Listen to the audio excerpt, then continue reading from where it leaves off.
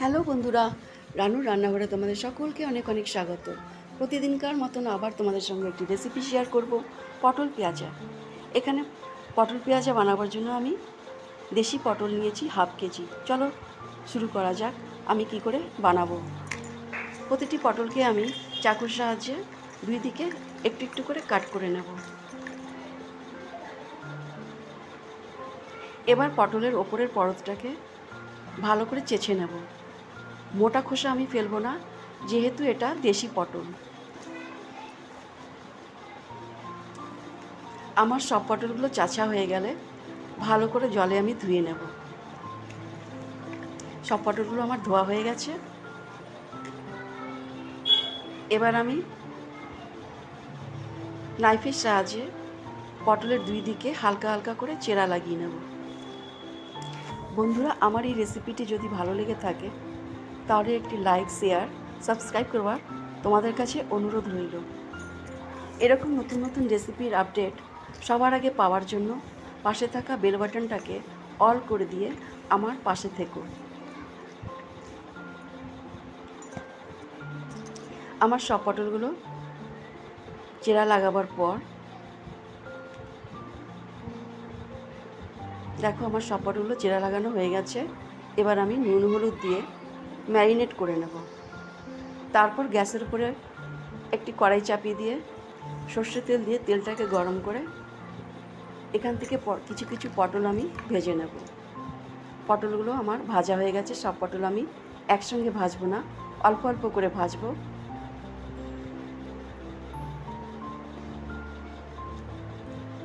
পটলটা আমার ভাজা হোক, ততক্ষণে আমি একটি মশলা তৈরি করে নেব।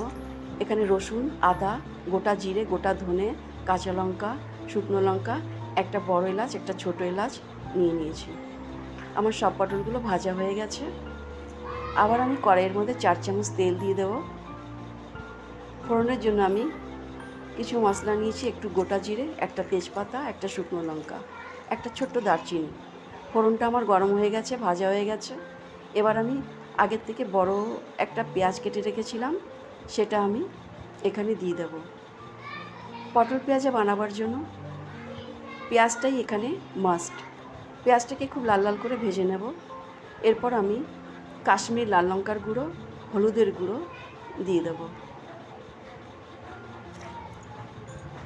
এরপর বাটা মশলাটাকে দিয়ে দেব।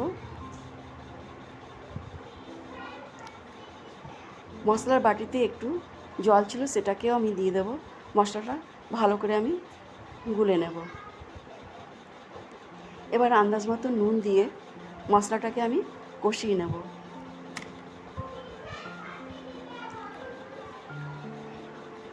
মশলাটা আমার খুব ভালো করে কষানো হয়ে গেছে।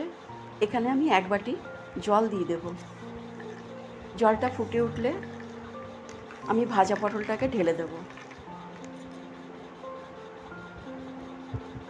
বেটে রাখা গরম মশলাটাকেও দিয়ে দেব। এরপর পটলটাকে খুব ভালো করে 5 মিনিটের জন্য ঢেকে ফুটিয়ে নেব। আমার পটল পেঁয়াজা একদম তৈরি।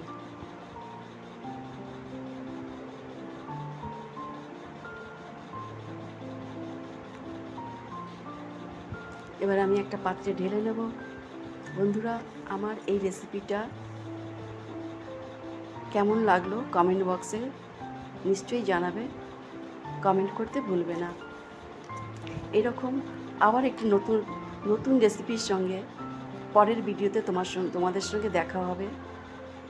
তোমরা সুস্থ থেকো, ভালো থেকো। Bye bye.